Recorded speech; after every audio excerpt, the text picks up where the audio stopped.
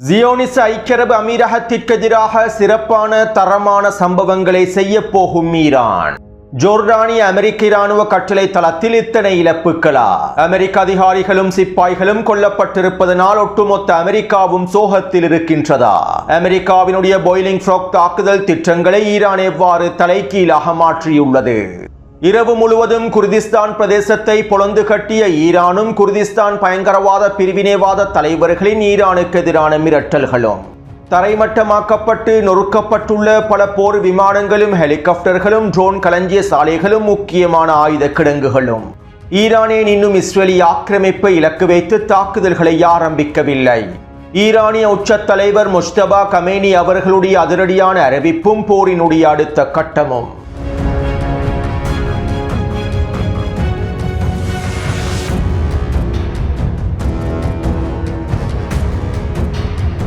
நேற்றிரவு ஈரானிய உச்ச தலைவர் முஜ்தபா கமேனி அவர்கள் அதிரடியான அறிவிப்பொன்றை வெளியிட்டிருந்தார். மாபெரும் கண்ணியம் மிக்க ஈரானிய தேசமே, உங்களுடைய தியாக தலைவருக்கு நீங்கள் நடத்திய பிரியாவுடை நிகழ்வுகள் ஒரு தனித்துவமான வரலாற்று சிறப்பு மிக்க நிகழ்வுகளாகவே அமைந்திருந்தன. தெஹ்ரான், கோம், மஷாட் மற்றும் ஈரானினுடைய ஒவ்வொரு பிரதேசங்களில் இருந்தும் அணிதிரண்டிருந்த கோடிக்கணக்கான மக்களுடைய கண்ணீரும் உங்களுடைய அரவணைப்பும் உறுதியான மன உறுதியும் ஈரானிய தேசத்தின் நண்பர்கள் மற்றும் உலகம் முழுவதும் இருக்கக்கூடிய சுதந்திர மக்களிடத்திலே போற்றுதல்களை பெற்றுள்ளது. மேலும் தியாக தலைவருக்கு மரியாதை செலுத்தும் நோக்கத்தோடு கோடிக்கணக்கான ஈரானிய மக்கள் அணிதிரண்டிருந்தது எதிரிகளை திகைப்படைய செய்து ஆத்திரமூட்டி கோபத்திற்குள் ஆழ்த்தியுள்ளது.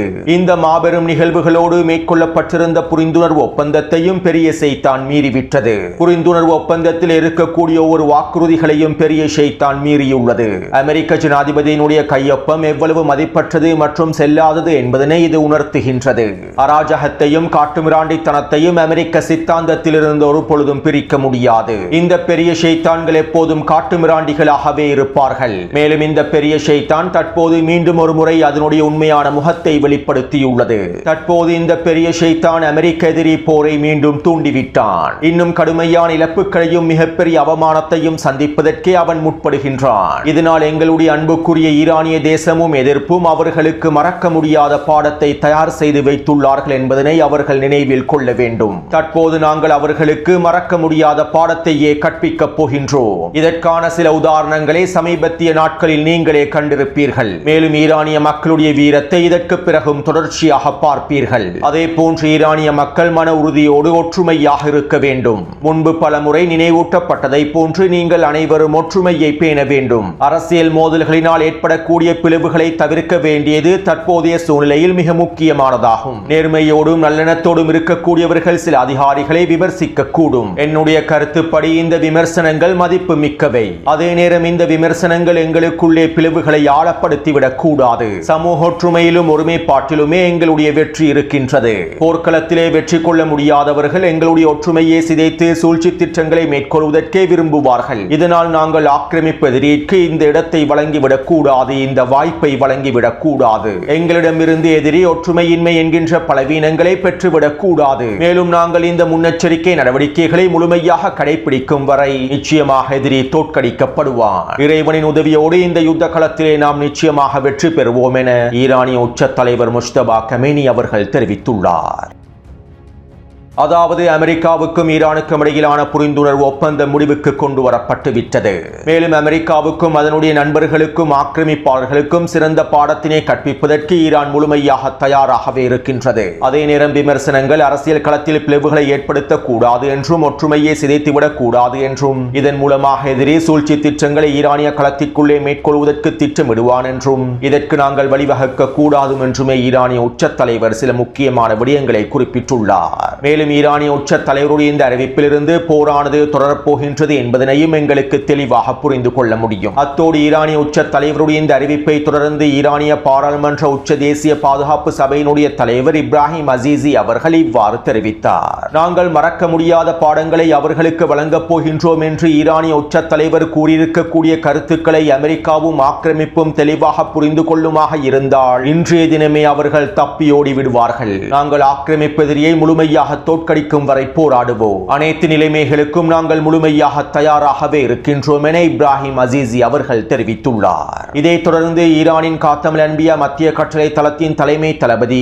மேஜர் ஜெனரல் அப்துல்லாஹி அவர்கள் இவ்வாறு தெரிவித்துள்ளார். இனி யாரும் கண்டிராத யுத்த களத்தை ஒட்டுமொத்த உலகமும் காணப்போகின்றது. எங்களுடைய ஆயுதப்படைகள் பேரழிவை ஏற்படுத்தக்கூடிய பதிலடிகளை வழங்குவதற்கு தயாராகவே இருக்கின்றார்கள். புரட்சியின் கொள்கைகளை பாதுகாப்பதில் எங்களுடைய உச்ச தலைவர் முஜ்தபா கமேனி அவர்களுக்கு நாங்கள் முழுமையாக கட்டுப்படுகின்றோம். அவருக்கே நாங்கள் முழுமையாக கட்டுப்படுகின்றோம். அவருக்கு நாங்கள் அளித்திருக்கக்கூடிய உறுதிமொழியை ஒரு பொழுதும் மீறப்போவதில்லை. ஈரான் மீது திணிக்கப்பட்ட இரண்டாவது மற்றும் மூன்றாவது போர்களை விட இந்த போரிலே அமெரிக்கா அதிகளவான இழப்புகளை சந்திக்கும். அமெரிக்கா மிகப்பெரிய விலைகளை செலுத்தப் போகின்றது. முன்னெப்போதும் இல்லாத வகையில் அமெரிக்கா இந்த போரிலே மிகப்பெரிய விலைகளை செலுத்தப் போகின்றது. யுத்த களத்திலே எங்களை வெற்றி கொள்ள முடியாத அமெரிக்கா சதித்திட்டங்கள் மூலமாகவும் சூழ்ச்சி திட்டங்கள் மூலமாகவும் எங்களுடைய தேசத்திற்குள்ளே பிளவுகளை ஏற்படுத்துவதன் மூலமாக இலக்குகளை அடைந்து கொள்வதற்கு முயற்சி செய்யும். மக்களுக்கும் ஈரானிய அதிகாரிகளுக்கும் இடையில் பிளவுகளை ஏற்படுத்தி அதிகாரிகளுக்குள்ளே பிளவுகளை ஏற்படுத்தி வெற்றி இலக்குகளை அடைந்து கொள்வதற்கு அவர்கள் முயற்சி செய்கின்றார்கள். மேலும் ஈரானிய உச்ச தலைவருடைய கட்டளைகளுக்கு அமைவாக இதற்கு நாங்கள் ஒரு பொழுதும் இடம் வழங்க கூடாது.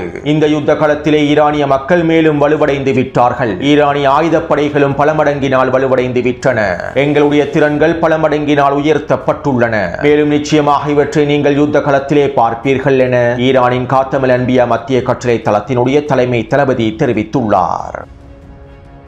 அடுத்து ஈரானினுடைய ஏவுகணைகளை முறியடிக்க முடியாமல் சுட்டு வீழ்த்த முடியாமல் அமெரிக்க வான் பாதுகாப்பு அமைப்புகள் வான் பாதுகாப்பு படையினர் சிக்கிக் கொண்டிருக்கக்கூடிய விடயங்களை நேற்றிரவு வெளியிட்ட காணொலியில் குறிப்பிட்டிருந்தேன். இதற்காக ஈரான் ஏவுகணைகளில் பயன்படுத்தியிருக்கக்கூடிய நெனோ டெக்னாலஜி தொடர்பான விடயங்களையும் குறிப்பிட்டிருந்தேன். அத்தோடு இவற்றுக்கு மேலதிகமாக மத்திய கிழக்கு பிராந்தியத்தில் இருக்கக்கூடிய வான் பாதுகாப்பு அமைப்புகளுடைய கையிருப்பும் குறைவடைந்து வருகின்றது. அமெரிக்காவினுடைய தாட் வான் பாதுகாப்பு அமைப்புகளுடைய கையிருப்பும் வேகமாக குறைந்து வருகின்றது. தற்போது மத்திய கிழக்கு பிராந்தியத்திலே 2 தாட்வான் பாதுகாப்பு அமைப்புகள் மாத்திரமே இருக்கின்றன. ஒன்று அடிமை சவுதி அரேபியாவிலும் அடுத்தது இஸ்ரேலிய ஆக்கிரமிப்பிலும் இருக்கின்றது. கடந்த ஒரு வாரமாக ஈரான் மேற்கொள்ளக்கூடிய தாக்குதல்களுக்கு அமெரிக்கா பெட்ரியோட் வான் பாதுகாப்பு அமைப்புகளையே அதிகமாக பயன்படுத்துகின்றது. மேலும் இந்த பெட்ரியோட் வான் பாதுகாப்பு அமைப்புகளுடைய கையிருப்பும் தற்போது வேகமாக குறைவடைந்து வருகின்றது. இவ்வாறு வான் பாதுகாப்பு அமைப்புகள் குறைவடைந்திருப்பதனால் அமெரிக்காவினுடைய வான் பாதுகாப்பு படைகள் சிக்கலுக்குள் தள்ளப்பட்டுள்ளார்கள். மேலும் ஈரானினுடைய நெனோ தொழில்நுட்பத்துடன் கூடிய ஏவுகணைகளை இந்த வான் பாதுகாப்பு அமைப்புகளினால் தடுக்கவும் முடியவில்லை. கடந்த ஒரு வாரமாக பல ஏவுகணைகளை பயன்படுத்திவிட்டு தண்டர்போல்ட் தாக்குதல்களுக்காக ஈரான் புதிய நவீன ஏவுகணைகளையே களமிறக்கியது. அதிரடியாக ஈரான் இந்த தாக்குதல் திட்டங்களில் மாற்றங்களை ஏற்படுத்தியதும் அமெரிக்காவுக்கு மிகப்பெரிய சிக்கலாக மாறிவிட்டது. அது மட்டுமல்லாமல் 40 நாள் போரின் போது ஈரான் அமெரிக்க தளங்களுக்கு எதிராக அதிகளவாக நள்ளிரவு வேளையிலேயே தாக்குதல்களை மேற்கொண்டிருந்தது. ஆனால் இந்த தடவை அதிகளவான தாக்குதல்கள் காலை வேளையிலேயே மேற்கொள்ளப்பட்டிருந்தன. அமெரிக்க தளங்களுக்கு எதிரான 80% தாக்குதல்கள் காலை வேளையிலேயே மேற்கொள்ளப்பட்டிருந்தன. மேலும் ஈரானினுடைய இந்த தந்திரமான மாற்றங்கள் அமெரிக்க இராணுவத்தின் திட்டங்களை செயலிழக்கச் செய்துள்ளது. எனவே இவ்வாறான காரணங்களின் விளைவாகவே ஈரானிய ஏவுகணைகளை சுட்டு வீழ்த்த முடியாத நிலைமைக்கு அமெரிக்கா தள்ளப்பட்டுள்ளது. அத்தோடு ஈரானின் இஸ்ரேலிய ஆக்கிரமிப்பை இலக்கு வைத்து இன்னும் தாக்குதல்களை மேற்கொள்ளவில்லை என சிலர் கேள்விகளை எழுப்பியிருந்தார்கள். அதே நேரம் குறித்த விடயம் தொடர்பாக பல போலி பிரச்சாரங்களும் மேற்கொள்ளப்பட்டு வருகின்றன. அதிலும் குறிப்பாக இந்த அடிமை அரபுகளுடைய பக்தர்களும் தக்ஃபீரி கருங்குஞ்சுகளுமே இந்த பிரச்சாரங்களை மேற்கொள்கின்றார்கள். ஈரான் இஸ்ரேலிய ஆக்கிரமிப்புக்கு எதிராக 4 தடவைகளுக்கும் எதிரான தாக்குதல்களை மேற்கொண்டு விட்டது. அல்-அக்ஸா வெள்ளப்போர் ஆரம்பிக்கப்பட்டதற்கு பின்பு ட்ரூ பொமிஸ் 1, 2, 3 என 3 தாக்குதல்களை மேற்கொண்டிருந்தது. அதே போன்று 40 நாள் போரின் போதும் ஈரான் தாக்குதல்களை மேற்கொண்டிருந்தது. இருப்பினும் தற்போதைய போரின் போதும் ஈரானுக்கு எதிரான போலி பிரச்சாரங்களை மேற்கொள்ள வேண்டும் என திட்டமிட்டு சுற்றித் திரியும் இந்த அடிமை அரபுகளுடைய பக்தர்களும் தக்ஃபீரி கருங்குஞ்சுகளும் இவ்வாறான கேள்விகளை சமூகத்தில் எழுப்பி போலி பிரச்சாரங்களையும் மேற்கொண்டு வருகின்றார்கள். இன்னும் ஒரு விதத்தில் குறிப்பிடுவதாக இருந்தால் இந்த அடிமை அரபுகளுடைய பக்தர்களும் தக்ஃபீரி கருங்குஞ்சுகளும் மிகப்பெரிய முட்டாள்கள் என்பதும் இதிலிருந்து தெளிவாக புலப்படுகின்றது. யுத்த களம் தொடர்பான எந்த விதமான அறிவும் இல்லாதவர்கள் தான் இந்த அடிமை அரபுகளுடைய பக்தர்களும் தக்ஃபீரி கருங்குஞ்சுகளும் என்பதனை இதிலிருந்து தெளிவாக புரிந்து கொள்ள முடியும். மேலும் இந்த அடிமை அரபுகளுடைய தக்ஃபீரிகளுடைய இந்த போலி பிரச்சாரங்களினால் களத்திலே இதற்கு பிறகு எதனையும் மாற்றவே முடியாது. ஏனென்றால் இந்த அடிமை அரபுகளுடைய பக்தர்களுடைய தக்ஃபீரி கருங்குஞ்சுகளுடைய உண்மையான நோக்கத்தை தற்போது அதிகளவான சர்வதேச முஸ்லிம்கள் புரிந்து கொண்டு விட்டார்கள். அத்தோடு ஈரான் இஸ்ரேலிய ஆக்கிரமிப்பை இலக்கு வைத்து இன்னும் தாக்குதல்களை ஆரம்பிக்காததற்கு சில காரணங்கள் இருக்கின்றன. ஒன்று, இந்த புரிந்துணர்வு ஒப்பந்தம் அமெரிக்காவுக்கும் ஈரானுக்கும் இடையிலே மேற்கொள்ளப்பட்டிருக்கக்கூடிய புரிந்துணர்வு ஒப்பந்தமாகும். மேலும் இந்த புரிந்துணர்வு ஒப்பந்தத்தை அமெரிக்கா மீறி அமெரிக்காவே ஈரானுக்கு எதிரான தாக்குதல்களை மேற்கொண்டது. மேலும் இதற்கான பதிலடிகளையே தற்போது ஈரான் வழங்கி வருகின்றது. அமெரிக்காவோடு ஒன்றிணைந்து இஸ்ரேலிய ஆக்கிரமிப்பும் ஈரானுக்கு எதிரான தாக்குதல்களை மேற்கொண்டிருந்தால் ஈரான் நிச்சயமாக இஸ்ரேலிய ஆக்கிரமிப்புக்கு எதிராகவும் ஒரே நேரத்தில் தாக்குதல்களை ஆரம்பித்திருக்கும். இரண்டாவது மிக முக்கியமான விடயம் என்னவென்றால் இஸ்ரேலிய ஆக்கிரமிப்புக்கு எதிரான ஏவுகணை தாக்குதல்களை வெற்றிகரமாக மேற்கொள்ள வேண்டுமாக இருந்தால் முதலில் இந்த அடிமை அரபு நாடுகளில் இருக்கக்கூடிய வான் பாதுகாப்பு அமைப்புகளை பாதி அளவாவது குறைத்து விட வேண்டும். இஸ்ரேலிய ஆக்கிரமிப்புக்கு எதிரான ஏவுகணை தாக்குதல்களை சுட்டு வீழ்த்துவதற்கு அடிமை அரபு நாடுகளில் இருக்கக்கூடிய வான் பாதுகாப்பு அமைப்புகளே முழுமையாக பயன்படுத்தப்படுகின்றன. அதிலும் குறிப்பாக சவுதி அரேபியாவில் இருக்கக்கூடிய தாட் வான் பாதுகாப்பு அமைப்புகளும் ஜோர்டானில் இருக்கக்கூடிய வான் பாதுகாப்பு அமைப்புகளுமே பயன்படுத்தப்படுகின்றன. எனவே இந்த அடிமை அரபு நாடுகளில் இருக்கக்கூடிய வான் பாதுகாப்பு அமைப்புகளை பலவீனமடைய செய்துவிட்டால் இலகுவாக இஸ்ரேலிய ஆக்கிரமிப்பை இலக்கு வைத்து ஏவுகணை தாக்குதல்களை மேற்கொள்ள முடியும். மேலும் இந்த ஏவுகணை தாக்குதல்களில் அதிகளவான விளைவுகளையும் பெற்றுக்கொள்ள முடியும். இல்லாவிட்டால் ஏவக்கூடிய 25 ஏவுகணைகளில் இந்த அடிமை அரபு நாடுகள் 15க்கும் அதிகமான ஏவுகணைகளை சுட்டு வீழ்த்தி விடுவார்கள். இதன் விளைவாக இஸ்ரேலிய ஆக்கிரமிப்பிலே விளைவுகள் குறைவாகவே இருக்கும். இந்த யுத்த காலத்திலே ஈரானுக்கு எதிராக எவ்வாறு தாக்குதல்களை மேற்கொள்ள வேண்டும், ஈரானை முடக்க வேண்டும் என அமெரிக்கா சிறந்த முறையில் திட்டமிட்டிருக்கின்றதோ அமெரிக்காவுக்கு எதிராகவும் இஸ்ரேலிய ஆக்கிரமிப்புக்கு எதிராகவும் எவ்வாறு தாக்குதல்களை தொடர வேண்டும், இதற்கான படிமுறைகள் எவ்வாறு வகுக்கப்பட வேண்டும் என்பதனை ஈரான் தற்போது தெளிவாக புரிந்து கொண்டுள்ளது. ஒவ்வொரு யுத்த காலத்திலும் கற்றுக்கொள்ளக்கூடிய பாடத்திற்கு அமைவாகவே போர்க்களமானது அடுத்த கட்டத்தை நோக்கி நகர்கின்றது. எனவே தற்போதைய நிலைமையில் முதலாவதாக இந்த அடிமை அரபுகளை பலவீனப்படுத்துவதே மிக முக்கியமானதாகும். மேலும் ஒரு கட்டத்தில் இஸ்ரேலிய ஆக்கிரமிப்பு ஈரானுக்கு எதிராக முழுமையாக களமிறங்கும். அதற்கு முன்பு வான் பாதுகாப்பு ஏவுகணைகளை முழுமையாக பலவீனப்படுத்துவது ஈரானுக்கே சாதகமான சூழ்நிலைகளை ஏற்படுத்தும். எனவே இதற்கமைவாகவே ஈரான் தந்திரமாக காய்களை நகர்த்தி தாக்குதல் திட்டங்களை வகுத்துள்ளது என்பதனை நாங்கள் தெளிவாக புரிந்து கொள்ள வேண்டும். அடுத்து பாகிஸ்தானி அடிமை மத்தியஸ்தர்கள் தற்போது அறிக்கைகளை வெளியிட்டுள்ளார்கள். மேற்கொள்ளப்பட்டிருக்கக்கூடிய புரிந்துணர்வு ஒப்பந்தத்திற்கு இரு தரப்பினரும் முழுமையான ஆதரவை வெளிப்படுத்த வேண்டும் என்றும் புரிந்துணர்வு ஒப்பந்தத்தை முழுமையாக கடைபிடிக்க வேண்டும் என்றும் இந்த புரிந்துணர்வு ஒப்பந்தத்தை கடைபிடிப்பதன் மூலமாகவே பாதுகாப்பையும் அமைதியையும் ஏற்படுத்த முடியும் என பாகிஸ்தானி அடிமைகள் கருத்துக்களை வெளியிட்டுள்ளார்கள். அது மட்டுமல்லாமல் பாகிஸ்தானி அடிமைகள் அவசரமாக சீனாவோடு தொலைபேசி அழைப்புகளை ஏற்படுத்தி சீனாவின் மூலமாக ஈரானுக்கு உச்சழுத்தங்களை வழங்கி வருவதாகவும் தெரிவிக்கப்படுகின்றது. ஈரான் தாக்குதல்களை அவசரமாக நிறுத்த வேண்டும் என்றும் ஹெர்முஸ் ஜலசந்தி பிரதேசத்தை ஈரான் திறக்க வேண்டும் என்றும் தாக்குதல்களை அவசரமாக நிறுத்த வேண்டும் என்றும் சீனாவை பயன்படுத்தி அழுத்தங்களை வழங்கி வருகின்றார்கள். இருப்பினும் இந்த அழுத்தங்களுக்கு ஈரானிய தலைமைகள் எந்தவிதமான பதில்களை வழங்கவில்லை என்றும் இவை தொடர்பான எந்தவிதமான பேச்சுவார்த்தைகளும் மேற்கொள்ளப்படவில்லை என்றும் ஈரானிய ஊடகங்கள் தெரிவித்துள்ளன. அடுத்து குவைத்தினுடைய அலி அல் சலேம் விமான கட்டளை தளத்தை இலக்கு வைத்து ஈரான் மேற்கொண்டிருந்த அதிரடியான ஏவுகணை தாக்குதல்களின் விளைவாக குறித்த கட்டளை தளத்தில் இருக்கக்கூடிய குவைத் அரசு விமானப்படைக்கு சொந்தமான 3 போர் விமானங்கள் அளிக்கப்பட்டிருப்பதாக தெரிவிக்கப்படுகின்றது. யூரோ ஃபைட்டர் டைபூன் போர் விமானங்களே இவ்வாறு அளிக்கப்பட்டிருப்பதாகவும் தெரிவிக்கப்படுகின்றது. அதே போன்று குவைத்தில் இருக்கக்கூடிய கச்சா எண்ணெய் ஏற்றுமதி செய்யக்கூடிய மிக முக்கியமான துறைமுகமான ஜுவைபா துறைமுகத்தை இலக்கு வைத்து மேற்கொண்டிருக்கக்கூடிய தாக்குதல்களில் தற்போது குவைத்தினுடைய கச்சா எண்ணெய் ஏற்றுமதியானது முழுமை நிறுத்தப்பட்டிருப்பதாக தெரிவிக்கப்படுகின்றது. அது மட்டுமல்லாமல் குவைத் தேசிய பெட்ரோலிய நிறுவனத்தின் உட்கட்டமைப்புகளை இலக்கு வைத்தும் தாக்குதல்கள் மேற்கொள்ளப்பட்டுள்ளன. இந்த தாக்குதலினால் குறித்த நிறுவனத்தினுடைய தலைமையகம் முழுமையாக தரைமட்டமாக்கப்பட்டுள்ளது. இதன் விளைவாக அனைத்து செயற்பாடுகளும் முழுமையாக முடக்கப்பட்டுள்ளன. அதே போன்று அலி அல் சலேம் விமான கட்டளை தளத்தில் இருக்கக்கூடிய 3 பெட்ரியோட் வான் பாதுகாப்பு அமைப்புகளும் பேட்டரிகளும் முழுமையாக அளிக்கப்பட்டுள்ளன. இந்த தாக்குதலின் போது குவைத் அதிகாரிகளும் படுகாயமடைந்திருப்பதாகவும் தெரிவிக்கப்படுகின்றது. அது மட்டுமல்லாமல் குவைத்தினுடைய கேம்ப் பதாரி தளத்தை இலக்கு வைத்தும் தாக்குதல்கள் மேற்கொள்ளப்பட்டுள்ளன. கேம்ப் பதாரி என்பது அமெரிக்க இராணுவத்திற்கு மிக முக்கியமான ஆதரவை வழங்கக்கூடிய இராணுவ தளமாகும். இந்த கேம்ப் பதாரியில் இருந்துதான் அமெரிக்க இராணுவத்திற்கு தேவையான தளவாட உதவிகளும் தொடர்ச்சியாக வழங்கப்பட்டு வருகின்றன. மேலும் அமெரிக்க இராணுவத்தினுடைய மிக முக்கியமான எரிபொருள் களஞ்சிய சாலைகளும் குறித்த கேம்ப் பதாரியிலேயே காணப்படுகின்றன. குறித்த தளத்தை இலக்கு வைத்து ஈரான் 12க்கும் அதிகமான ட்ரோன் தாக்குதல்களை மேற்கொண்டிருப்பதனால் இந்த எரிபொருள் களஞ்சிய சாலைகளும் முழுமையாக தீக்கிரையாக்கப்பட்டிருப்பதாக உறுதி செய்யப்பட்டுள்ளது. அடுத்து ஜோர்டானில் இருக்கக்கூடிய அமெரிக்க தளங்களை இலக்கு வைத்து ஈரான் மேற்கொண்டிருக்கக்கூடிய தாக்குதல்களில் பேரிழப்புகள் ஏற்படுத்தப்பட்டுள்ளன. தற்போது வெளியாக இருக்கக்கூடிய தகவல்களுக்கு அமைவாக ஜோர்டானின் முவாஃபிக் சல்டி கட்டளை தளத்தில் 4க்கும் அதிகமான அமெரிக்க ஹெலிகாப்டர்கள் முழுமையாக அளிக்கப்பட்டிருப்பதாகவும் குறைந்தது 5 MQ-9 ட்ரோன்கள் அளிக்கப்பட்டிருப்பதாகவும் F-15 மற்றும் F-35 போர் விமானங்களும் அளிக்கப்பட்டிருப்பதாகவும் தெரிவிக்கப்படுகின்றது. அமெரிக்காவினுடைய வால் ஸ்ட்ரீட் ஜேர்னல் ஊடகமும் நியூயார்க் டைம்ஸ் பத்திரிகையும் இவை தொடர்பான தகவல்களை தற்போது தற்போது வெளியிட்டு வருகின்றன. அத்தோடு ஜோர்டானிய களத்தை இலக்கு வைத்து ஈரான் மேற்கொண்டிருக்கக்கூடிய தாக்குதல்களை தற்போது பாதிக்கப்பட்ட அமெரிக்க அதிகாரிகளும் வெளியிட்டுள்ளார்கள். இவை தொடர்பான காணொலிகளை டெலிகிராம் சேனலில் நேற்றிரவு பதிவிட்டிருந்தேன். குறித்த காணொலியின் மூலமாக அமெரிக்க அதிகாரிகள் தங்கியிருக்கக்கூடிய பகுதிகளில் எவ்வாறு ஈரானிய ஏவுகணை தாக்குதல்கள் மேற்கொள்ளப்பட்டிருக்கின்றது என்பதனை உங்களுக்கு தெளிவாக புரிந்து கொள்ள முடியும். அத்தோடு ஈரானிய தாக்குதலில் தற்போது மிகப்பெரிய பேசு பொருளாக மாறியிருக்கக்கூடிய விடயம் என்னவென்றால் ஜோர்டானிய களத்திலே அதிகளவான அமெரிக்க அதிகாரிகளிடத்தில் உயிரிழப்புகள் ஏற்படுத்தப்பட்டிருப்பதுதான். 3 அமெரிக்க அதிகாரிகள் உயிரிழந்திருப்பதாகவும் இதிலே ஒரு கட்டளை தளபதியும் உள்ளடங்குவதாகவும் 8க்கும் அதிகமானோர் படுகாயமடைந்திருப்பதாகவும் அமெரிக்க இராணுவம் ஒப்புக்கொண்டுள்ளது. இருப்பினும் கடந்த 24 மணித்தியாலத்திற்குள்ளே ஜோர்டானில் இருக்கக்கூடிய அமெரிக்க தளத்தில் மாத்திரம் 48க்கும் அதிகமான அமெரிக்க அதிகாரிகள் படுகாயமடைந்திருப்பதாக அமெரிக்க ஊடகங்கள் செய்திகளில் குறிப்பிட்டு வருகின்றன.